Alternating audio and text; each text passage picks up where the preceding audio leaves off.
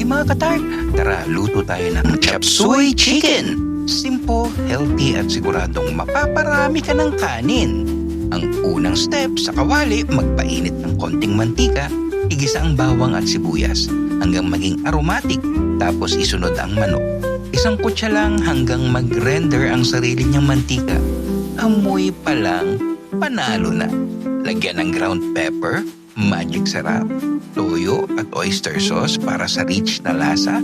Haluin mabuti tapos isunod ang sayote at carrots. Pan at hayaan maluto ng mga 2 minuto. Next, ilagay ang pechay bagyo, repolyo, bagyo beans at bell pepper. Haluin ulit tapos ito na ang secret natin, yung Knorr Real Chinese Soup Mix. Yung Nido Oriental style o pwede rin yung crab and corn soup. Tapos ihalo mo to sa isang cup ng tubig, pampalapot, pampalasa at pang-level up ng lasa. Pag medyo kumulo na, i-adjust mo lang ang lapot depende sa gusto mo. Pwede ka magdagdag ng tubig kung gusto mong mas saucy ang luto.